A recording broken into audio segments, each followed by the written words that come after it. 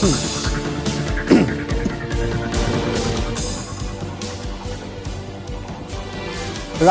দলগুলোর সাথে আবারও সংলাপ করার কথা জানিয়েছেন আওয়ামী লীগের সাধারণ সম্পাদক ওবায়দুল কাদের। নির্বাচনের আগের সংলাপ আর এখনকার সংলাপের মধ্যে কার্যত কি পার্থক্য থাকতে পারে, আর দলগুলো কি এই সংলাপে সাড়া দেবে কিনা আনতে চাই আলোচনার টেবিলে। একই সাথে আনতে চাই কেন ডক্টর কামাল বিএনপিকে জামাত ছাড়ার কথা বলছেন, আর কেনই বা বলছেন একই প্রতীকে নির্বাচন করাটা ছিল ভুল। সঙ্গত কারণেই আজ আমাদের আলোচনার বিষয়বস্তু সংলাপ, আবারও সংলাপ। আপনাদের সকলকে আমন্ত্রণ জানাচ্ছি 24 ঘন্টা। আপনাদের সাথে আছি আমি মীর আহসান।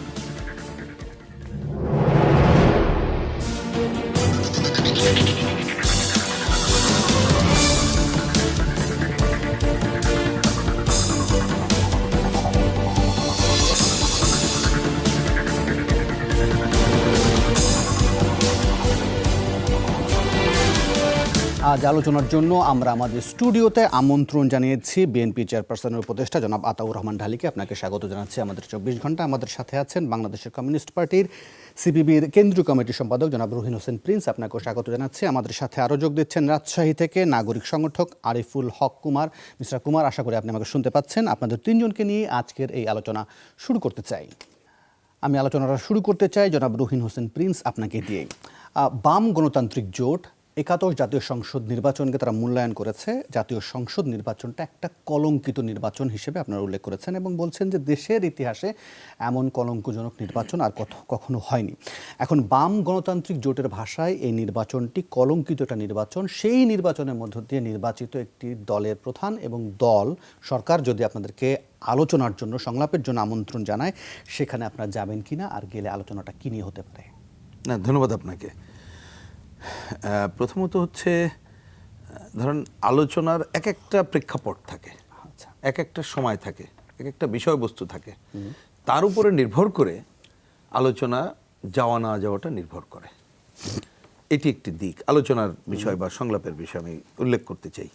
2 নম্বর হচ্ছে উল্লেখ করতে চাই যে অনেক সময় আলাপ আলোচনা বন্ধুত্বের মধ্য দিয়েও হতে পারে, আবার যাদের সাথে বন্ধুত্ব নাই তার সাথেও হতে পারে। সুতরাং একটা আলোচনা, সংলাপ এই ধরনের জিনিস, মানে এই ধরনের বিবেচনাটাই সাধারণভাবে বোধগম্য বোঝা হওয়ার জন্য আমি জিনিসটা তুলে ধরলাম। কিন্তু যে মুহূর্তে সংলাপের কথা, এটা আমরা পত্রিকার মাধ্যমে জানলাম, যদিও এখনও পর্যন্ত এ ধরনের কোনো আনুষ্ঠানিক কোনো খবর আমাদের কাছে নাই। তখন আনুষ্ঠানিক খবর হলে আমার পার্টি সিপিবি এবং বাম জোট আনুষ্ঠানিকভাবেই সেই প্রতিক্রিয়া ব্যক্ত করবে। সুতরাং আমি এখন যেটা কি বলে আপনার মাধ্যমে এবং তার আগে অনলাইনে জেনে আসলাম, আমার প্রাথমিক প্রতিক্রিয়া আমি বলতে পারি, এটা ব্যক্তিগত অভিমতই প্রধান হবে।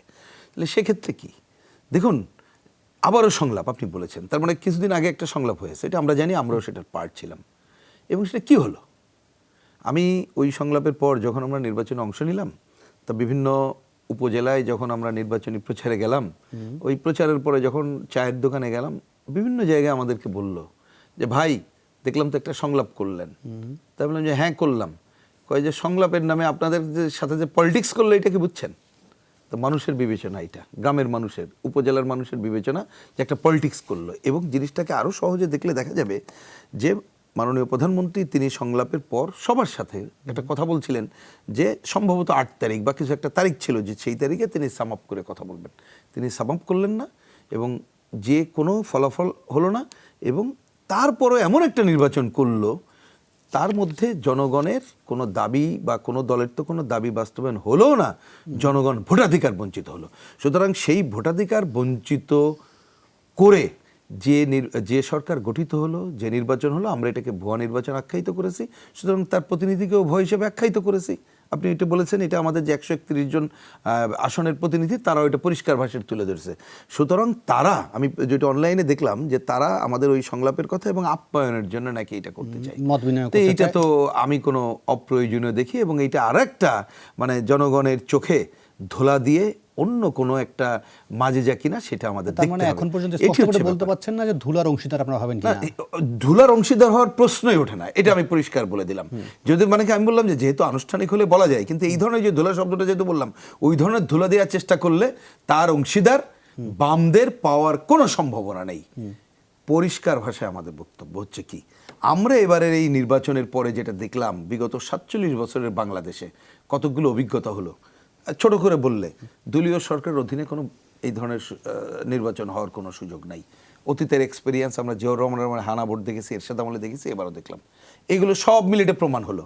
এইবারের তার আরও যে কলঙ্কিত রূপ দেখলাম, যে জনগণকে একেবারেই বঞ্চিত করে এইটা একটা মানে আমাদের প্রেসিডেন্ট অনেক আগেই প্রথমে বলেছে নির্বাচন একটা ঐন্দ্রজালিক বিষয়ের মধ্যে দিয়ে যেন এইটা চলে গেল। সুতরাং আজকে এইটা যদি কখনো আমরা দেখি, যারা এখন এই যে এইটার মধ্য দিয়েও ক্ষমতা অধিষ্ঠ হলো, তাদের মধ্যে কোনো উপলব্ধি আছে এবং তারা জনগণের ভোটাধিকার নিশ্চিত করার জন্য কোনো বিষয়টা বিবেচনা করে, এবং তারপরে আমাদের যে 54 দফা আছে সংখ্যানুপাতিক নির্বাচন পদ্ধতি প্রবর্তন সহ পুরো আমূল সংস্কারের বিষয়, এ ধরনের উপলব্ধি নিয়ে আমাদের কাগজ কলম সহ যদি স্পেসিফিক কোনো পয়েন্টে বলে যে নির্বাচনের এই প্রশ্নে বা এই ধরনের প্রশ্নে সংলাপের বিষয় আছে, তখন কেবলমাত্র আমরা বিবেচনা করতে পারি।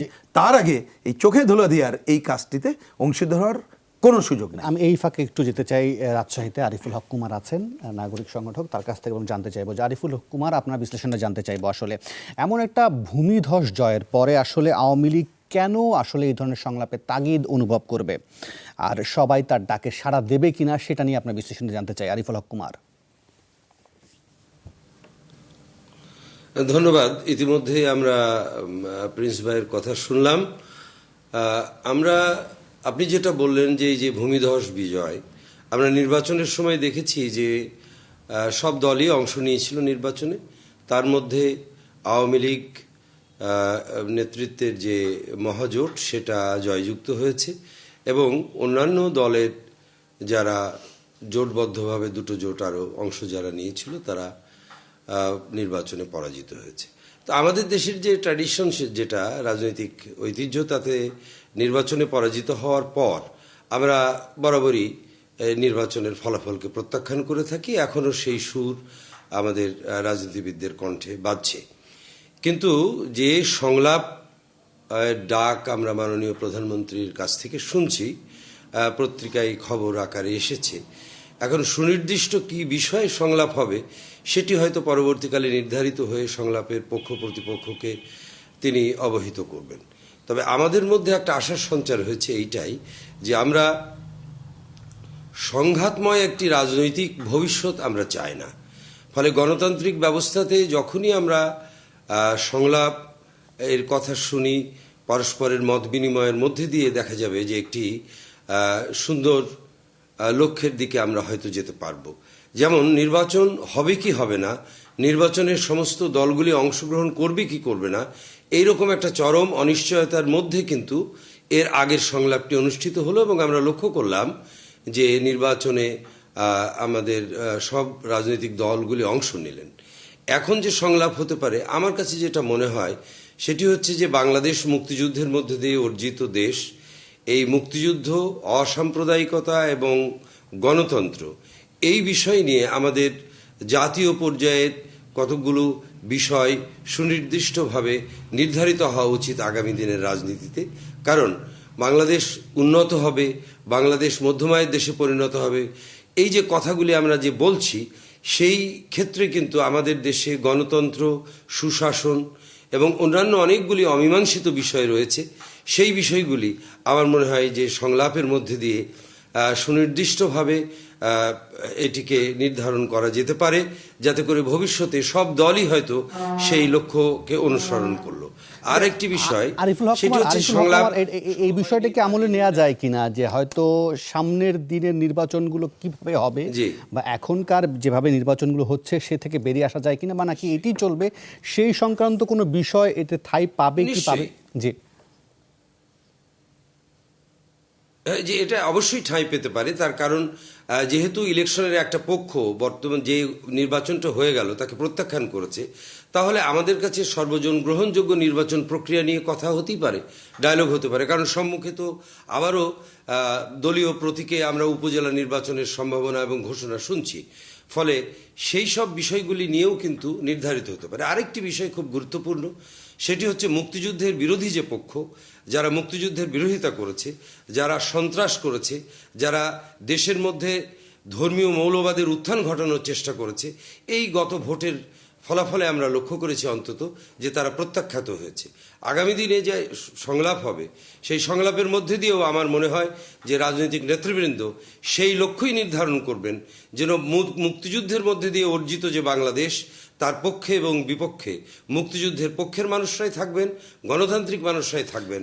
কোনো সাম্প্রদায়িক রাজনৈতিক দল, কোনো স্বাধীনতা বিরোধী যুদ্ধাপরাধী রাজনৈতিক দল আমাদের রাজনৈতিক রঙ্গমঞ্চে খেলবে না। যে এই জায়গা থেকে আমি আরিফুল হক কুমার, আপনি সাথে থাকুন, আমি এই জায়গা থেকে আতাউর রহমান ঢালিকে প্রশ্নটা করতে চাই। আপনি যদি প্রসঙ্গটা তুলে নিই, সেটা হচ্ছে যে জাতীয় ঐক্যের অন্যতম শীর্ষ নেতা ডক্টর কামাল যে জামাত ছাড়া প্রসঙ্গটি এনেছেন, বা আরিফুল হক কুমারও যেটা বলছিলেন, সেই জায়গা থেকে জানতে চাই আসলে তিনি এক তো বলছেন যে বিএনপিকে বলা যেতেই পারে জামাত ছাড়া প্রসঙ্গটি, আরেকটি তিনি মনে করছেন যে জামাতের সাথে একই প্রতীক নিয়ে নির্বাচনটা করা আসলে তার ভুল ছিল।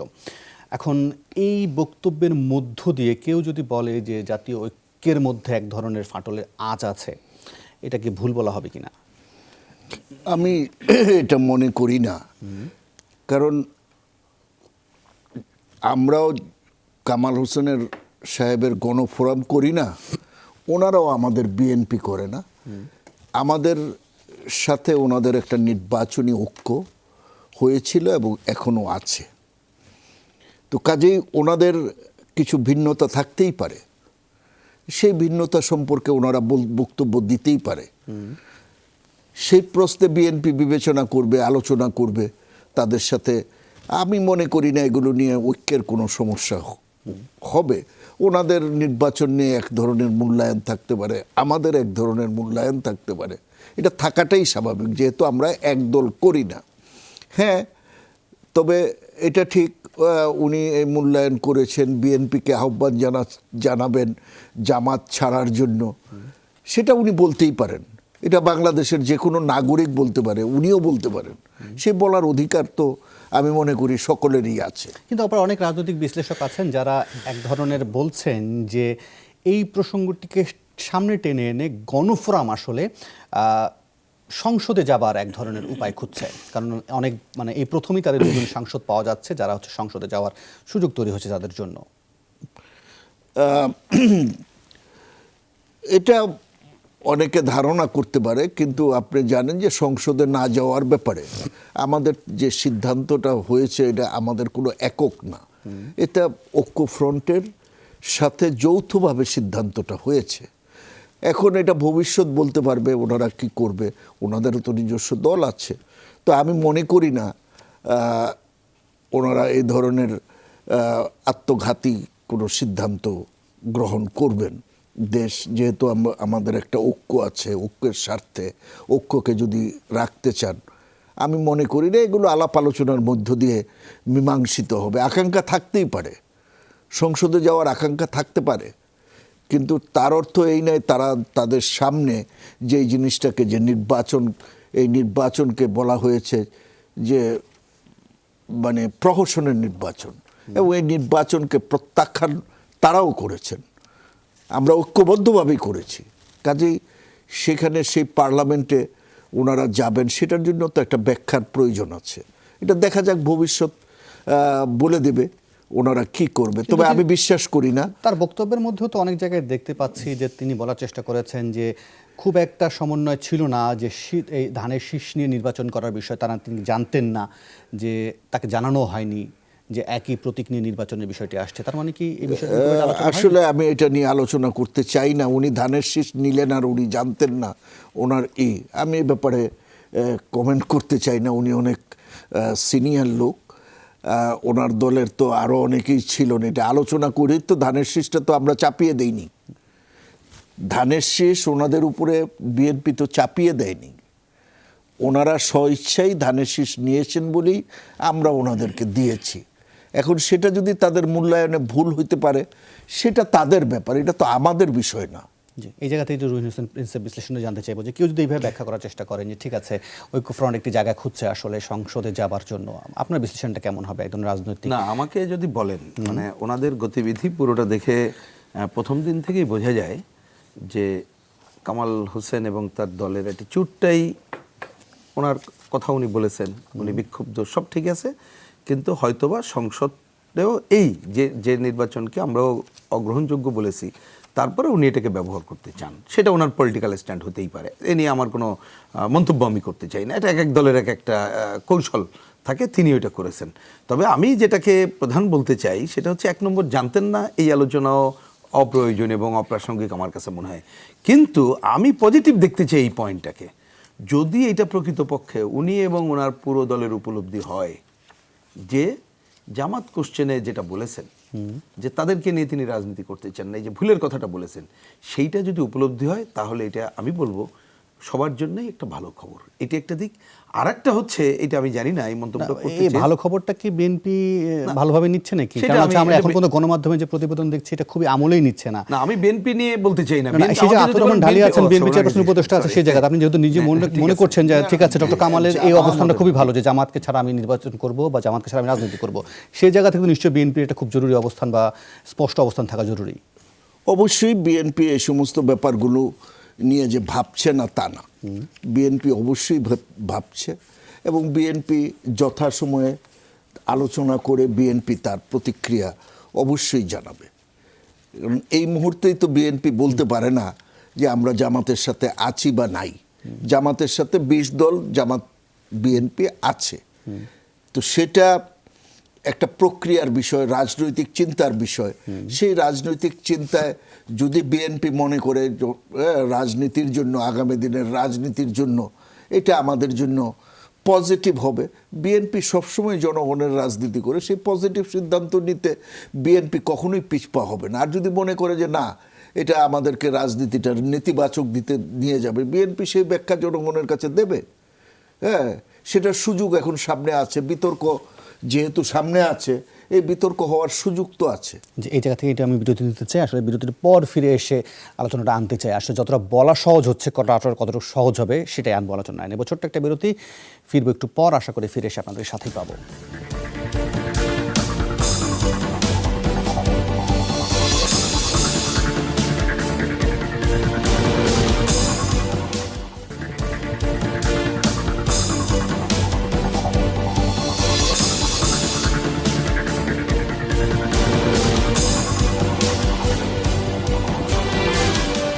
আবার আমন্ত্রণ 24 ঘন্টা। এবার শুরুতে আবারও একটু যেতে চাই রাজশাহীতে। রাজশাহীতে আছেন আরিফুল হক কুমার। আরিফুল হক, আপনার কাছে জানতে চাইবো যে ধরেন বিএনপির সঙ্গে যে জামাতে ইসলাম রয়েছে, এটা জেনে শুনেই তো আসলে গণফোরাম বিএনপির সঙ্গে ঐক্য করেছিল, তাহলে এই মুহূর্তে এসে জামাতকে ছাড়ার জন্য গণফোরামের যে বক্তব্য সেটাকে আপনি কি হিসাবে বিশ্লেষণ করবেন? একই সঙ্গে এটাও জানতে চাইবো যে সংগঠন হিসেবে জামাতকে নিষিদ্ধ করার ব্যাপারে সরকারের কোনো নিষ্ক্রিয়তা আপনি দেখেন কিনা?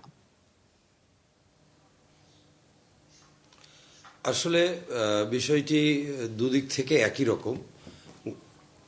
আমাদের ডক্টর কামাল হোসেনের যে ঐক্য ফ্রন্ট, সেখানে গণফোরাম থেকে তিনি বলছেন যে কথাটা, সেই কথাটার বিশ্বাসযোগ্যতা নিয়ে প্রশ্ন দেখা দিয়েছে। কারণ হলো, ঢালী ভাই যেটা বললেন যে তিনি জানতেন না, এই কথাটা একজন বর্ষিয়ান রাজনীতিবিদ, আমরা এই নিয়ে প্রশ্ন তুলতে চাই না। কিন্তু জামাত ইসলাম বিএনপির যে রাজনীতি, সেই রাজনীতির অংশ, এবং স্বাধীনতা বিরোধী রাজনীতিবিদদের আশ্রয় প্রশ্রয় দেওয়ার প্ল্যাটফর্ম হিসেবে বিএনপি দীর্ঘ সময় ধরে কাজ করেছে।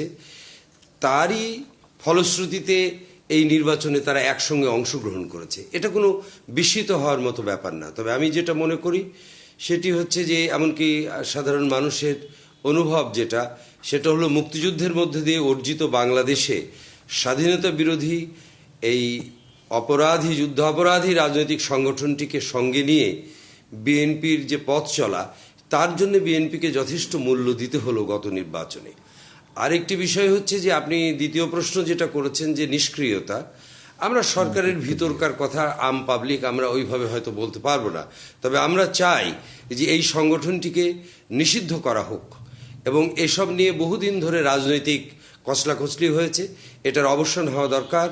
এবং এদেশে যারা মুক্তিযুদ্ধকে বিরোধিতা করেছে, যারা বাংলাদেশের অস্তিত্বকে স্বীকার করেনি, তাদের রাজনীতি করবার কোনো অধিকার আছে বলে আমরা মনে করি না।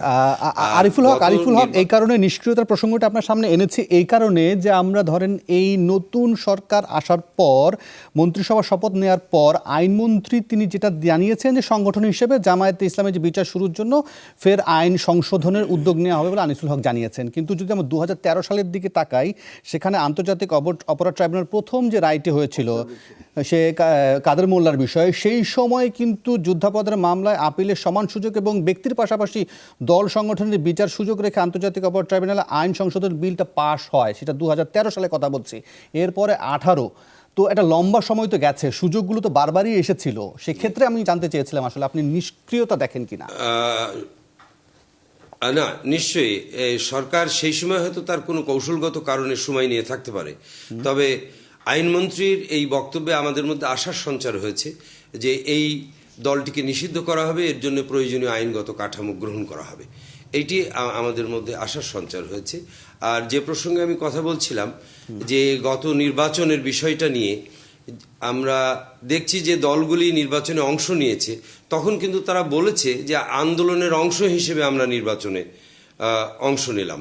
কিন্তু আজকে নির্বাচন হয়ে যাওয়ার পর নির্বাচনের ফলাফল প্রত্যাখ্যান করা হয়েছে, কিন্তু তাদের দলের কিছু সংখ্যক সদস্য যারা নির্বাচিত হয়েছেন তাদের পার্লামেন্টে যাওয়ার যে অধিকার, সেটাকে যদি দলগুলি হরণ করে সেটি কিন্তু গণতান্ত্রিক হয় না বলে আমি মনে করি। এবং এইটার সঙ্গে কিন্তু বর্তমানে যে সংলাপের ডাক দিয়েছেন মাননীয় প্রধানমন্ত্রী, দেশের রাজনৈতিক ভবিষ্যৎ এবং তার যে এই গঠনের জন্যে সমস্ত রাজনৈতিক পক্ষকে নিয়ে একটি ঐক্যমত্য তৈরি করা বা একটি রোডম্যাপ তৈরি করার ব্যাপারে আমার মনে হয় এই সংলাপ অত্যন্ত গুরুত্বপূর্ণ ভূমিকা রাখতে পারে। আরিফুল হক সাথে থাকুন। আপনার কথার প্রসঙ্গে আতাউর রহমান ঢালি একটা যোগ করতে চাইছেন, সেটা জানতে চাইবো। পাশাপাশি এই প্রশ্নটা আপনাকে করে রাখি যে এখন বিএনপির সামনে যদি এমন একটা কোনো পরিস্থিতি আসে যে হয় জাতীয় ঐক্য ফ্রন্টকে বেছে নাও অথবা জামাতকে বেছে নাও, আপনার কাছে মনে হয় কোনটা আসলে বাস্তবসম্মত এবং কোনটা রাজনৈতিকভাবে লাভজনক হবে? এটা এই পরিস্থিতি আসলে তখনকার বাস্তব অবস্থা সবকিছু, কারণ রাজনীতি তো যদি দিয়ে নির্ধারিত হয় না। আচ্ছা, সমস্ত বাস্তব আলোচনার মধ্য দিয়ে বিএনপি বাস্তবসম্মত সিদ্ধান্তেই গ্রহণ করবে। আমি ওই জনাব কুমারের আলোচনার পরিপ্রেক্ষিতে উনি যেভাবে বক্তব্য দিলেন যে এই নির্বাচন এখানে বাম জোট বলেছে কলঙ্কিত, আর উনি বলতে চান যে জনগণ প্রত্যাখ্যান করেছে। নির্বাচন হলে না প্রত্যাখ্যানের প্রশ্ন। বাংলাদেশে এটা কোনো নির্বাচন হয়েছে নাকি উনি নিজে দেখেছেন না? সারা বাংলাদেশের এখানে মিডিয়ার বন্ধুরা আছে, আমি সব জায়গায় বলি কিভাবে মিডিয়া কু করতে হয় তারা জানে। তো এই নির্বাচন নিয়ে এত উৎফুল্ল হওয়ার কোনো কারণ নেই। এইভাবে নির্বাচন কি মুক্তিযুদ্ধের চেতনা? এই নির্বাচনের জন্য আমরা লড়াই করছি পাকিস্তানের বিরুদ্ধে, আর জনগণ ভোট দিল না, আপনি এটাকে গণতান্ত্রিক নির্বাচন আখ্যায়িত করছেন। মুক্তিযুদ্ধের চেতনার কথা বলছেন, এটা মুক্তিযুদ্ধের চেতনা না, এটা মুক্তিযুদ্ধের চেতনার মৌলিক বিরুদ্ধে দাঁড়িয়েছে। আপনারা বলছেন বটে, কিন্তু দাঁড়ান আমার কথা শেষ করতে দেন। আর আপনাকে যখন প্রশ্ন করা হলো যে আওয়ামী লীগ 13 সালে এই সিদ্ধান্তের পরে কোর্টের 5 বছর, আপনি বলেন সরকারের কৌশল। হ্যাঁ, আপনার সাথে এই জায়গায় আমি একমত। সরকারের কৌশল হচ্ছে এখানে কোনো নীতি আদর্শের বিষয় নেই। আওয়ামী লীগের কাছে মুক্তিযুদ্ধের পক্ষ বিপক্ষ কিছু নেই, এইটা হলো নির্বাচনে জিতা। মুক্তিযুদ্ধের বিপক্ষের বহু কাজ যেগুলি আওয়ামী লীগ করে অন্যের উপরে চাপাতে চায়। আজকে দেখেন, আমি একটা উদাহরণ দিই। স্বাধীনতার পরে সেকেন্ড অ্যামেন্ডমেন্ট মানুষের মৌলিক অধিকার কে হরণ করেছে? ফোর্থ অ্যামেন্ডমেন্টের মধ্য দিয়ে মানুষের অধিকার কে হরণ করেছে? আপনারাই করেছেন। এগুলি কি মুক্তিযুদ্ধের চেতনার পক্ষে? অবশ্যই না। এই যে গুম খুন দুঃশাসন এটা কি মুক্তিযুদ্ধের চেতনার পক্ষে? দুর্ভাগ্যজনকভাবে আরেকটা কথা আপনাকে মনে করিয়ে দিতে চাই, মনে করিয়ে দিতে চাই যে এই আইনগুলি কিন্তু আপনারা আর বাতিল করেননি, আপনারা দীর্ঘ সময় ক্ষমতায় ছিলেন। এই সব আইনের সুবিধা কিছু সবাইকে এইভাবে চিহ্নিত না করাটাই ভালো। আমি চাই আওয়ামী লীগ এই নির্বাচনে জিতার এই সমস্ত কৌশল ছাড়ুক, যে কৌশল নয় আসেন জাতীয় সংলাপ ডাকেন, জি। নীতিগত প্রশ্নে জামাতকে নিষিদ্ধ আরিফুল হক করেন, কুমার একটু আমরা বিএনপি সেখানে থাকবো। আরিফুল হক কুমার একটু যোগ করতে চাইছিলেন। আরিফুল হক কুমার, হ্যাঁ বলুন। জি, আপনি আতাউর রহমান ঢালির কথার প্রসঙ্গে বলতে চাইছিলেন, বলুন। আমি যেটা বলতে চাচ্ছি যে হ্যাঁ হ্যাঁ বলতে চাচ্ছি সেটা হলো যে নির্বাচনের ফলাফল নিয়ে আমরা চাপানুতর না করে আমরা মাননীয় প্রধানমন্ত্রী যে ডায়লগের কথা বলেছেন, কেন আমরা সেটাতে অংশগ্রহণ করে এটি একটি ফলপ্রসূ সংলাপে পরিণত করতে পারি না? রাজনৈতিক দলগুলি যদি এখানে পজিটিভ একটা অ্যাটিটিউড নিয়ে অংশগ্রহণ করে। 1, 2 নম্বর হচ্ছে নির্বাচন কলঙ্কিত এক দল বলছেন, আর এক দল নির্বাচনকে প্রত্যাখ্যান করেছেন। এটা আমাদের দেশের সব নির্বাচনেই কিন্তু প্রতিপক্ষকে এভাবেই আমরা বলতে শুনেছি। কিন্তু ঘটনা হচ্ছে নির্বাচন হয়েছে, জনগণ ভোট দিয়েছে, অংশগ্রহণ করেছে, এবং নির্বাচনোত্তর বাংলাদেশের বর্তমান পরিস্থিতি বলে যে এই নির্বাচনকে জনগণ গ্রহণ করেছে। আমরা এই জায়গা থেকে যদি একটা পজিটিভ জায়গা থেকে যদি সংলাপটা শুরু করতে চেষ্টা করি, তাহলে আমার মনে হয় সত্যিকার অর্থে জাতির ভবিষ্যৎ গঠনে আমরা অবদান রাখতে পারবো। আর দীর্ঘ সময় ধরে নেগেটিভ পলিটিক্স, সন্ত্রাস এবং মৌলবাদ পোষণ, এইটাই কিন্তু আজকের যে রাজনৈতিক যে সংকটের মধ্যে বিএনপি বা ঐক্যফ্রন্ট পড়েছে সেটার কিন্তু কারণ। আর আমার মনে হয় বাম ফ্রন্ট আমাদের দেশে বাম যে দলগুলি, হ্যাঁ আমি একটু রহিম হোসেন প্রিন্সকে দিতে চাই। আমি এখানে অনেকগুলো আলোচনা এসেছে, তার মধ্যে আরিফুল হক কুমার তিনি প্রথমে কয়েকটা আলোচনা করেছেন, আমার কাছে সেটাকে একটা পজিটিভ মনে হয়েছে। যেমন দেখেন, উনি বলেছেন যে বাংলাদেশে একটা অসাম্প্রদায়িকগত গণতন্ত্র, এর বাইরে কিছু করা যাবে না, এবং সেই জায়গার জন্য আমরা যা যা করার করতে হবে, দ্বিধাদ্বন্দ্বের কোনো কারণ নেই। মুক্তিযুদ্ধের পক্ষেরই দল থাকবে, মুক্তিযুদ্ধের বিরোধী দল থাকবে না, এ নিয়ে কোনো দ্বিধাদ্বন্দ্বের কারণ নাই। সন্ত্রাস, মৌলবাদ, এইটাকে উচ্ছেদের জন্য আমি স্পিরিটটা বলছি যে এই জায়গায় কার্যক্রমটা করতে হবে, এ নিয়ে কোনো দ্বিধাদ্বন্দ্ব নেই। কিন্তু সর্বশেষ ওনার আলোচনা শুনে আমার মনে হলো, আমি জানি না, আগেই বলেছি যে এই সংলাপ কিন্তু আমরা এখনো পর্যন্ত আদ্যপান্ত ভালো জানি না, আনুষ্ঠানিক কোনো প্রস্তাব আসে নাই, কিন্তু আলাপ আলোচনার ধরনটা শুনে আমার মনে হচ্ছে যদি উনি আমাদের থেকে বেশি জেনে থাকেন যে এই নির্বাচনটাকে জায়েজ করার জন্যই সংলাপ কিনা, সেটা হলে তো এটাকে সাথে সাথেই প্রত্যাখ্যান করা উচিত। কারণ নির্বাচনের নামে কি হয়েছে বাংলাদেশের জনগণকে নতুনভাবে দেখতে হবে। আমি জানি না, উনি রাজশাহীর মানুষ, রাজশাহীতে তো নতুন ধরনের ঘটনা ঘটেছে, আমরা সবাই জানি, আমার ধারণা উনিও জানেন, হয়তো নানা কারণ উনি এখন বলছেন না। পয়েন্টটা হচ্ছে এরকমের, আপনি যে কাজগুলো করবেন জনগণের অংশগ্রহণ নিশ্চিত করে করতে হবে। আজকে ৭১-এর ঘাতকদের আরও আগে বিচার হওয়ার কথা ছিল। আমরা জানি ৭৫-এর 15ই আগস্টের পরে যারা ক্ষমতায় আসছে, মোস্তাক, জিয়াউর রহমান, তারা এই সুযোগগুলো দিয়েছে। আমরা জানি জিয়াউর রহমান তাকে প্রধানমন্ত্রী করেছিল, এই খবর আমাদের জানা, এরশাদের খবর আমরা জানা। ৮০-র দশকে তারপরে জাহান ইমামের নেতৃত্বে যে আন্দোলন হলো, তারপরে যে আমরা যে জায়গায় চলে আসলাম, আওয়ামী লীগের সামনে তো একটা বড় সুযোগ ছিল যে এইটাকে, আর ওই যে কোর্টের কথা আপনি বললেন যে শুধু দলগত নয়, এগুলো করা, আমরা এই জায়গাগুলো, এইগুলো হচ্ছে, ভাই একটু শেষ করি, এই জায়গাটা মনে রাখতে হবে, রাজনৈতিক নিজের স্বার্থেই ব্যবহার করা হচ্ছে, ক্ষমতাটাই প্রধান। এইটা যখন হয় তখন কিন্তু যার যার সুবিধা মতো ব্যবহার করে। দেখেন নাই এই যে জনৈক মাওলানা শফিকে ব্যবহার করার ফল, তিনি আজকে কোন ধরনের কথা বলার সাহস দেখাচ্ছেন। সুতরাং আজকে আমাদের বক্তব্য এই জায়গাটায়, যদি কেউ অসাম্প্রদায়িকতা, গণতন্ত্র, মুক্তিযুদ্ধের পক্ষের কথা বলেন, তাহলে আমরা মনে করি মুক্তিযুদ্ধের যে 4 মূলনীতি, কোনোটা বাদ দিয়ে কোনোটা করা যাবে না। অসাম্প্রদায়িকতা, গণতন্ত্র, জাতীয়তাবাদ, সমাজতন্ত্র, এই 4 মূলনীতির ভিত্তিতে আসেন বাংলাদেশের জাতীয় ঐক্য গড়ে তুলি, এবং যারা এগুলোকে পদানত করেছে তাদের বিরুদ্ধে আমাদের অবস্থান সারিত করি। এইটা ছাড়া মুক্তিযুদ্ধকে ব্যবহার করার দিন, মুক্তিযুদ্ধের চেতনার এই শব্দকে ব্যবহার করার দিন শেষ হয়ে গেছে। এবং এইবার ভোটের নামে যে কলঙ্কজনক অধ্যায় বাংলাদেশে রচনা করা হয়েছে, কোটি কোটি মানুষকে ভোটের অধিকার থেকে নম্রভাবে বঞ্চিত করা হয়েছে, এই গণতন্ত্রের কথা বলার সুযোগ আর এদের থাকে না। আরিফুল হক কুমার, এটা আপনার নিজস্ব রেটরিক্স। যুদ্ধাপরাধীদের বিচার কিন্তু আওয়ামী লীগ সরকারই করেছে, যুদ্ধাপরাধীদের বিচার কিন্তু 14 দলীয় সরকারই করেছে, এবং জাহানারা ইমামের এই স্বাধীনতা বিরোধীদের বা ঘাতক দালাল নির্মূল কমিটির যে আদর্শ এবং তার যে লক্ষ্য, সে লক্ষ্য অর্জনের জন্য কিন্তু 14 দলই এগিয়ে গেছে। আজকে এটা তো আমাদের বাম ভাইয়েরা যে কথাবার্তা বলছেন সত্যিই ভালো, গণতন্ত্রের জন্যে, দেশের রাজনীতির জন্যে ভালো কথাই আপনারা বলছেন। কিন্তু একটি বিষয় যে আপনারা কিন্তু ঐক্যফ্রন্টের সঙ্গে কণ্ঠ মিলিয়ে এই যে নির্বাচনকে বাতিল করার যে কথাটা কণ্ঠ বলছেন, মিলিয়ে না রে ভাই, এই এটা কথা উল্টাই বলেন কেন? জনগণের কণ্ঠ কাছে মিলিয়ে কেন? গ্রহণযোগ্য নয়। আমি যা বুঝি তাই কণ্ঠ বলছি। মিলিয়ে বলছেন। আমরা যা আপনারা দেখেছি তাই। বলছেন, আপনাদের প্রবলেমটা হচ্ছে কি কারোর সাথে না, কণ্ঠ মিলিয়ে নিশ্চয়ই। দেখেন। আর 14 দল খারাপ করলো সব ঠিক আছে এটা দেখেন। আপনি 14 দলের না, লোক হলে আপনি বলবেনই, না। তাতে আমার কোনো আপত্তি নেই, বলেন না। না, আমি 14 আমার দলের- কথাটা বলি, 14 দলের কোনো- আমরা বাম না, জোট না, যেটা 14 দলের করেছি কোনো যেটা খারাপ দেখেছি কিছুকে সেটাই সমর্থন বলছি। করছেন। আপনি- এইখানে ঐক্যফ্রন্ট কি না, না। করলো না করলো সেটা আমাদের কাছে কোনো না, বিষয় না। মুক্তিযুদ্ধ এদেশের জনগণের বিষয়, এটা মনে রাখতে হবে। সুতরাং আমার কথাটা আমরা যা মনে করি সেটাই বলছি। মুক্তিযুদ্ধ এদেশের জনগণের বিষয়। মুক্তিযুদ্ধের নেতৃত্বদানকারী যে দল, এবং আজও পর্যন্ত তাতে কি হয়েছে? জনগণ নেতৃত্বদানকারী দল থাকলে বঙ্গবন্ধুর তার সপরিবারে ভূমিকা হত্যা, এখন বলে দেবে এখন কোন পর্যায়ে আছে। প্লিজ আমাকে এটা কথা মনে বলতে রাখেন। দেন। না না না, 15ই আগস্টের ট্র্যাজেডি এবং তারপরের যে আন্দোলন, সেই আন্দোলন কিন্তু আওয়ামী লীগই ধাপে ধাপে করেছে, এবং 14 দলকে সঙ্গে নিয়ে নির্বাচনে প্রথমবার বিজয়ী হওয়ার পর থেকে কিন্তু এই সমস্ত প্রসঙ্গগুলি এসেছে, যুদ্ধাপরাধের বিচারের প্রসঙ্গগুলি এসেছে, এবং এইগুলিকে সম্মুখে নিয়ে আসার জন্য যে প্রস্তুতি ছিল, সেই প্রস্তুতি 14 দল সম্পন্ন করে সফলতার সঙ্গে এই বিচার করেছে এবং শাস্তিকে কার্যকরী করেছে।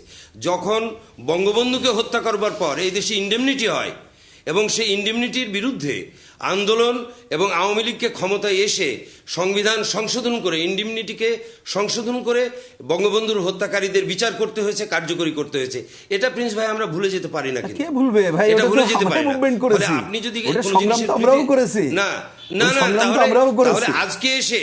আজকে এসে হ্যাঁ, সংগ্রাম আমরাও করেছি। আমরা করেছি। আপনি এই রাজশাহীর আজকে ইতিহাস এসে যদি দেখেন, বলেন কারা করেছে। যে আপনি মুক্তিযুদ্ধে খুঁজে পাবেন রাজশাহীতে চেতনার দেখলেও। কথা। না না, মানে 75-এর 15 না, আগস্টে আমরা- বাংলাদেশে যে প্রতি আপনি বিপ্লবের রাজশাহীর সূচনা ইতিহাস হয়েছে, নিলে আমাদের তখন এই সংগ্রাম প্লিজ, কারা আমাকে করেছে আপনি কথাটা শেষ রাজশাহীতে করতে খবর দিন। নিয়ে দেখেন।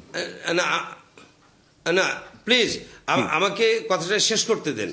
আজকে এসে এতদিন পরে যখন মুক্তিযুদ্ধের চেতনা ধারণের কথা বলা হচ্ছে, গণতন্ত্রের কথা বলা হচ্ছে, অসাম্প্রদায়িকতার কথা বলছে, তার চ্যাম্পিয়ন নিশ্চয়ই আওয়ামী লীগ, অন্য কোনো আপনার- রাজনৈতিক ঠিক আছে, প্ল্যাটফর্ম এটা আপনার চ্যাম্পিয়ন narration, নয়। অসুবিধা আমাদের নেই। বাম গণতান্ত্রিক শক্তি যেটা, না না, বাম গণতান্ত্রিক শক্তি রাজনৈতিক অঙ্গনে এখনো পর্যন্ত তাদের নিজস্ব কোনো ধারা তারা সৃষ্টি করতে পারেনি। এটি হচ্ছে সমস্যা।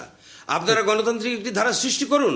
আমরা সেটাই বলতে চাচ্ছি যে রাজনীতির এক পক্ষে মুক্তিযুদ্ধ, বিপক্ষে মুক্তিযুদ্ধ। আমরা তার মাঝখানে যুদ্ধাপরাধীদের আশ্রয় প্রশ্রয় দানকারী জামাতের সঙ্গে রাজনৈতিক ঐক্য, আদর্শের ঐক্যের যে শক্তি, সেই শক্তিকে নিয়ে আমরা রাজনীতি করতে চাই না এদেশের মানুষ তাদেরকে চায় না। এবং এবারকার ভোটেও তারই প্রতিফলন এমন যোগ করার থাকে আতর রহমান ঢালি। আমার একটা বিরতির সময় হচ্ছে, বিরতির পর ফিরে এসে আপনাকে দিয়ে শুরু করতে চাই। নেব ছোট্ট একটা বিরতি, আশা করি ফিরে এসে আপনাদের সাথেই পাবো।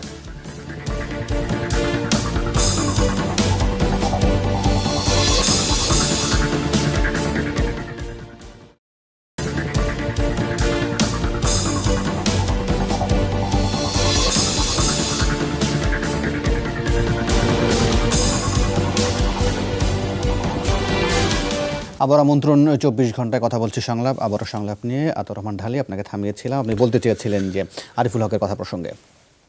প্রথমে সংলাপের কথা বলি, যেটা প্রিন্স বলছে অত্যন্ত যুক্তিযুক্ত। আমরা সংলাপের বিরোধী নই। আমরা গণতান্ত্রিক যে কোনো চর্চায় সংলাপ একটা গুরুত্বপূর্ণ, কিন্তু আমাকে বুঝতে হবে সংলাপ কি এবং কেন, কোন শখে কোন লক্ষ্যে আমরা এতে এই সংলাপে জনগণ লাভবান হবে না লাভবান হবে না আমরা এখনো জানি না। এটা বায়বীয়। এতদিন ওনারা বলছে যে কোনো সংলাপ হবে না, এখন আবার হঠাৎ বলছেন যে উনি জাতীয় সংলাপ করবেন। তো এটাই তো রহস্য। মানে এটা তো সম্ভবত ডক্টর কামালের একটি প্রস্তাবের প্রেক্ষিতে তারা সাড়া হ্যাঁ, দিচ্ছেন। উনি বলেছেন, কিন্তু তার পরিপ্রেক্ষিতে আওয়ামী লীগ বারবার বলছে যে সংলাপের আর সুযোগ নাই। এই নির্বাচন পরবর্তী সংলাপের যে প্রসঙ্গটি, সেটা ডক্টর কামালের প্রস্তাবের প্রেক্ষিতে প্রস্তাব দিয়েছেন। উনি বলেছেন যে জাতীয় সংকট, এই জাতীয় সংকট নিরসনের জন্য যেহেতু এই নির্বাচনটা জনগণ, উনি বলেছেন ওনার ভাষায় যে জনগণ হচ্ছে মালিক, এই মালিকরা আজকে তাদের মালিকানা নাই, ভোট দিতে পারে নাই। কাজেই তাদের ভোটাধিকার ফিরিয়ে দেওয়ার জন্য, গণতন্ত্র সুশাসন ফিরিয়ে দেওয়ার জন্য আমাদের একটা জাতীয় সংলাপ প্রয়োজন। সেদিন কিন্তু তারা এতে সাড়া দেয়নি, কিন্তু আজকে হঠাৎ করে ওনারা বলছে। তারপর আমি মনে করি ওনাদের শুভবুদ্ধির উদয় হোক, আমরা দেখি ওনারা কি প্রস্তাব দেয়, এটার উপরে আমরা সিদ্ধান্ত গ্রহণ করব। আমরা গণতান্ত্রিক রাজনীতিতে আলোচনার সবসময় পক্ষপাতী। সে আলোচনা যাতে নীতিগত হয়, কৌশলগত না হয়, এটাকে আমরা চাই। আরেকটি প্রশ্ন, বন্ধু কুমার সাহেব অনেক কথাই বলেছেন, আমি একটা প্রশ্নই ওনাকে করতে চাই। এখনো সংবিধানের ৮ম সংশোধনী আমাদের মাথায় আছে। এই ৮ম সংশোধনী রেখে অসাম্প্রদায়িক বাংলাদেশ কিভাবে আপনারা করবেন, আওয়ামী লীগ করবে, আমার জানা নাই। সেখানে কথা হলো রাষ্ট্রের ধর্ম হচ্ছে কি ইসলাম, রাষ্ট্রের ধর্ম কি ইসলাম হতে পারে? এই ধরনের একটি এই সংশোধনী কে এনেছেন? হোসেন মোহাম্মদ এরশাদ, যাদেরকে আমরা স্বৈরাচার হিসাবে সবাই প্রত্যাখ্যান করেছিলাম। এবং এই হোসেন মোহাম্মদ এরশাদ ৭১ সালে পাকিস্তানে বাঙালি অফিসারদের বিচারের জন্য যে ট্রাইব্যুনাল করা হয়েছিল, সেই ট্রাইব্যুনালের he was one of the member, ট্রাইব্যুনালের প্রধান ছিলেন উনি। তো উনি মানে এরশাদ সাহেব যদি আপনি প্রশ্নের সামনে ফেলেন, জিয়াউর রহমানকেও তো প্রশ্নের সামনে আপনার ফেলতে হবে, কারণ এই ধর্মনিরপেক্ষতাটা কে তুলে ফেলেছিল এটা নিয়ে তো অনেক জায়গায় অনেক প্রশ্ন হ্যাঁ, আছে। সেটা আপনারা বলতে পারেন, এটা তো আমার আপত্তি নেই। এ বিষয়ে কি না, আমি কথাটা শেষ করি। আপনি জিয়াউর রহমানকে বলবেন যে জিয়াউর রহমান এক কলমের বিসমিল্লাহির খোঁচায় রহমানির রহিম দিয়েছে। হ্যাঁ, জিয়াউর রহমান দিয়েছে। তা আপনারা এত বছর ক্ষমতায় ছিলেন, আপনারা অসাম্প্রদায়িক রাজনীতির কথা বলেন, পার্লামেন্টে আপনারাও ওভারহুইলমিং মেজরিটি, তো পার্লামেন্টে এইটাকে আর ৮ম সংশোধনীকে বাতিল করেন না কেন? কেন এই ব্যাপারে বিল আনেন না? এইটাকে কেন আপনারা জিয়ে রাখছেন রাজনীতি হিসাবে? আমার প্রশ্ন এই জায়গায়। আর যে ঠিক আছে, জিয়াউর রহমান যদি বিসমিল্লাহির রহমানির রহিম করে থাকে এবং আপনারা যদি মনে করেন এটা সংবিধানের মৌলিক চেতনার বিরুদ্ধে, স্বাধীনতার মৌলিক চেতনার বিরুদ্ধে, তাহলে এটা যদি হয় তাহলে তো রাষ্ট্রধর্ম ইসলাম ওইটা আরও বেশি চেতনা বিরোধী। তাহলে এই দুইটা মাথায় নিয়ে 13 বছর 14 বছর দেশ শাসন করলেন কিভাবে? জি, এই 13 বছর 14 বছরে একবারও আপনাদের অসাম্প্রদায়িক বাংলাদেশের কথা বলতে বলতে একেবারে ফিট হয়ে যান? একবারও মনে আসে নাই যে এই দুইটা বাতিল করা দরকার? এই বিষয়ে অর্থাৎ এখানে আওয়ামী লীগের সামনে এগুলি হচ্ছে একটা কৌশল, রাজনীতির প্রতিপক্ষকে ঘায়েল করা, নির্বাচনে জয়লাভ করা। আওয়ামী লীগ ভালো করেই জানে তার পক্ষে বিসমিল্লাহ বাতিল করা সম্ভব না, তার পক্ষে রাষ্ট্রধর্ম, কারণ তাহলে ভোট তার এগেনস্টে। তারা ভোটের রাজনীতি করে, নীতির রাজনীতি করে না। তারা কিসের মুক্তিযুদ্ধের রাজনীতি করে? বিনয়ের সঙ্গে ঢালি ভাইকে একটা বিষয় স্মরণ করিয়ে দিতে চাই। যেহেতু আমার কাছে আমার কথা প্রসঙ্গে কথাটা উঠেছে, আমি সংক্ষেপে একটা বিষয় বলি।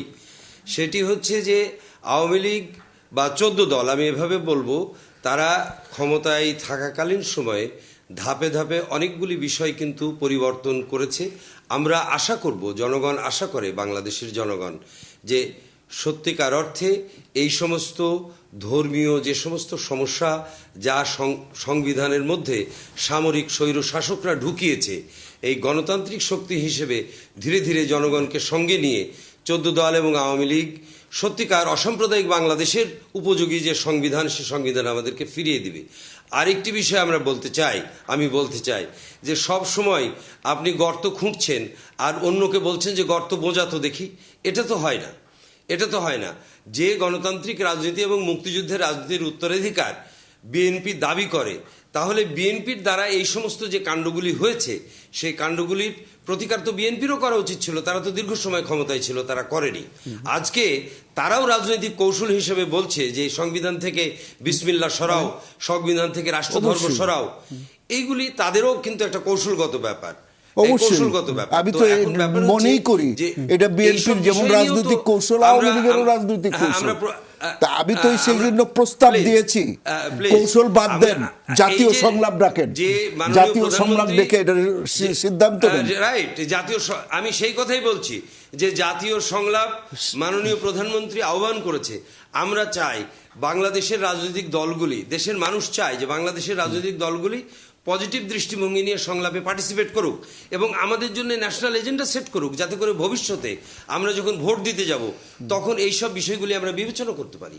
এবং ভোট সুষ্ঠু হওয়ার জন্যে নতুন নতুন সরকার দরকার নয়, দরকার হচ্ছে একটি স্বাধীন, সক্ষম, নির্বাচন কমিশন, আপনারা দয়া করে রাজনৈতিক দলগুলি সেই আমাদেরকে সেই স্বাধীন সক্ষম নির্বাচন কমিশন উপহার দেন, যার অধীনে আপনারাও নির্বাচন করবেন, ক্ষমতাসীনরাও নির্বাচন না, একটা তো করবেন। আমরা দেখলাম কিন্তু সবসময়ই একটু ফাঁক রেখে চলবার চেষ্টা করছি। শোনেন, এই যে কতকগুলো মুখস্থ কথা, অনেক সময় আমরাও বলি মুখস্থ কথার অভ্যস্ত আমরা হয়ে গেছি। আমাদের বর্তমান নির্বাচন কমিশন তো বলে তারা স্বাধীন সক্ষম সব কিছু হয়েছে, সরকার বলে তাদেরকে স্বাধীন করে দিয়েছি। কথাটা তো একেবারে মিথ্যা না। আমরা বরাবরই বলে আসছিলাম যে প্রথমে মেরুদণ্ডটা আছে কিনা একটু দেখতে হবে, টেক্সরে করে, তা মেরুদণ্ডটা নাই, বোঝা গেছে। আর এটাও আমরা বলেছিলাম উপরের যে সরকার থাকে ওই সরকারটা যদি একটা দল নিরপেক্ষ না হয়, সে যদি স্বাধীনতা না দেয়, তাইলে এটা কোনোদিনও স্বাধীন হতে পারে না। এটা বারবার প্রমাণিত হয়ে গেল, সুতরাং সেটি একটি ব্যাপার। সুতরাং আমার মনে হয় এটা নতুন করে এই ধরনের মুখস্থ বিদ্যা দিয়ে কোনো কাজে লাগছে না। এইবারের নির্বাচন সে আরও প্রমাণ হলো। আমরা এই কথা বারবার বলছি, ওই সেই জিয়াউর রহমান আমলের হানা ভোট, এরশাদের ভোট, ওই যে দেখেছিলাম ম্যানিপুলেশনের যে ধারা, তার থেকে আরও নগ্ন ধারা এবার দেখলাম। এই জায়গা থেকে যদি বেরিয়ে আসতে হয়, ওই যে একটা কথা শব্দ লাগে বলে, আগে সদিচ্ছাটা কি? তা সদিচ্ছা হচ্ছে ক্ষমতায় থাকা। তাহলে ক্ষমতায় থাকার জন্য যা করার তাই করবেন। যদি সদিচ্ছা হয় মুক্তিযুদ্ধ, সদিচ্ছা হয় রাজনীতির নীতিটা মুখ্য, আমি সেই নীতি বাস্তবায়নের জন্য ক্ষমতায় যাব এবং জনগণকে নিয়ে। কারণ ওই সংবিধান বলতে বলতে যাদের মুখে ফেনা উঠে যায়, এক চুলো নড়ব না, ওই সংবিধানই বলে রাখছে জনগণই হচ্ছে ক্ষমতার মালিক। সুতরাং ওই জায়গাটিতে হাত দেবেন কিনা তার উপরে নির্ভর করে, এবং সেইটা নীতিহীন রাজনীতির কাছ থেকে আশা করে লাভ নেই। বাংলাদেশে গত 47 বছরে আমরা দেখছি এই নীতিহীন রাজনীতির দাপট আরও সামনে চলে আসছে, জনগণ তার থেকে আরও মাইনাস হয়ে যাচ্ছে। আজকে জনগণকে জিম্মি দশা করে ফেলানো হচ্ছে। এই জিম্মি দশা করে এক এক সময় এক এক ধরনের নাটক মঞ্চস্থ করা হচ্ছে, যে নাটক দিয়ে নিজেদের কাজগুলোকেই হালাল করার যার যার জায়গা থেকে চেষ্টা করা হচ্ছে বরাবর। আজকে তাই আমরা মনে করি এর বিরুদ্ধে একটা গণজাগরণের কোনো বিকল্প নেই। জনগণের একটা জাগরণ গড়ে তুলতে হবে, যে জাগরণের মধ্য দিয়েই আমরা মুক্তিযুদ্ধের প্রকৃত চেতনা বাস্তবায়ন করব, গণতন্ত্র বাস্তবায়ন করব, অসাম্প্রদায়িকতা বাস্তবায়ন করব, আমরা সমাজতন্ত্রের বাংলাদেশ বাস্তবায়ন করব। এইটা খেয়াল রাখতে হবে। একটা ছোট্ট করে খালি বলি, এই যে বারবার 14 দলের কথা আসছে, আমি অন্য কথা বাদ দিলাম। এই যে আমি জানি না, নিশ্চয়ই ওই ভাই আমার থেকে আরও ভালো খবর রাখেন, কোর্ট যখন রায় দিল 72-এর সংবিধান পুনর্প্রতিষ্ঠার জন্যে, এর থেকে আর কি অপরচুনিটি ছিল? আওয়ামী লীগের কথা বাদ দেন, ধরে নিলাম শুধুমাত্র ক্ষমতার জোরে করেন ওনারা, আমি যুক্তির জন্য বলছি এবং উনি আমার থেকে আরও ভালো জানেন, তবু ওনাকে মনে করিয়ে দিচ্ছি, তখন এই 14 দলভুক্ত বড় বড় ওই 14 দলের মধ্যে দুটি তথাকথিত বিপ্লবের নামধারী দল, আমরা তাদের সাথে কিন্তু যুগপৎ ধারায় আন্দোলন করে তখন আমরা গিয়েছিলাম, এই নাম বলি, জাসদ এবং ওয়ার্কার্স পার্টি, আমরা বলেছিলাম চলেন যাই, এইটাকে নিয়ে কাজ করি। আমরা একসাথে গেলাম। বর্তমান মহামান্য রাষ্ট্রপতি, তিনি তখন স্পিকার, ওনার উপস্থিতিতে কথা হলো যে এই বিষয়ে আপনারা কথা বলেন, অন্তত পক্ষে ঠিক আছে আওয়ামী লীগ না করে আপনারা ভূমিকা রাখেন। আমরা দেখলাম তারা কিভাবে সারেন্ডার করলেন ওইখানে। সুতরাং যখন ক্ষমতাটা প্রধান থাকে তখন নীতিনৈতিকতা প্রধান থাকে না, তখন মুক্তিযুদ্ধকে শব্দ চয়নের মধ্যে থাকে, মুক্তিযুদ্ধের প্রকৃত চেতনা বাস্তবায়নের জায়গা থাকে না। সুতরাং আজকে যদি এটা করতে হয়, তাহলে আরেকবার মানুষের মধ্যে একটা গণজাগরণ সৃষ্টি করে ওই জায়গায় যেতে হবে। সেইটা না করলে এটা পারবেন না, একটা খুব খারাপ জায়গায় বাংলাদেশ পৌঁছে গেছে। আমরা সেই চেষ্টাই করে যাচ্ছি ভাই। হ্যাঁ, আপনি একটা খুব ভালো কথাই বলেছেন, এখনো পর্যন্ত এরকম শক্তি হিসাবে সামনে আসতে পারেনি। আমরা মনে করি ওই রকম একটা শক্তি যতক্ষণ পর্যন্ত সামনে না আসতে পারবে, ততক্ষণ পর্যন্ত অপশক্তির দাপট এবং রাজত্বই কিন্তু চলতে থাকবে। আমরা মনে করি এই শক্তি অচিরেই বাংলাদেশে হবে এবং অপশক্তির দাপট বন্ধ হবে। না না, এটা কি সাংগঠনিক শক্তি না রাজনৈতিক শক্তি? কথা আছে, সেই কথাটি হলো আমরা আজকে রাজনৈতিক শক্তি। আপনারা যে সাংগঠনিক শক্তি, রাজনৈতিক শক্তির কথা বলছেন, এদেশের বাম গণতান্ত্রিক জোট, আপনারা বাংলাদেশের কত % মানুষের ওপিনিয়ন ধারণ করেন সে প্রশ্ন করা যায়। আমি বিনয়ের সঙ্গে সেটা আপনি করছি না। জরিপ করি আমি দেখি শুধু আপনার যেটা রাজশাহীতে আমার বলতে জরিপ চাই করতে হবে, যে ভোট দিয়ে না, কিন্তু না, জরিপ না, হবে না, আমি- ভোট টাকা আমি- দিয়ে আমি জরিপ হবে না। কথা শেষ করি, please। জনগণের কাছে যাই, রাজশাহীতে আমি একটা জরিপ চালাবো, দেখি কত পার্সেন্ট লোক আমাদের পক্ষে থাকে। আরিফুল, 30 সেকেন্ড শেষ করবেন, আমার সময় শেষ হয়ে গেছে। আমার কথাটা শেষ করতে দিন। আমি শেষ করতে চাই, সেটি হচ্ছে যে আমাদের এখনো পর্যন্ত মুক্তিযুদ্ধের যা কিছু অর্জন এবং চেতনা, সেটি কিন্তু 14 দল এবং আওয়ামী লীগই। জি, আমাকে অনুষ্ঠান শেষ করতে হচ্ছে। আপনাদের তিনজনকে অসংখ্য ধন্যবাদ। এই ছিল 24 ঘন্টা, কাল আবার দেখা হবে। ভালো থাকবেন।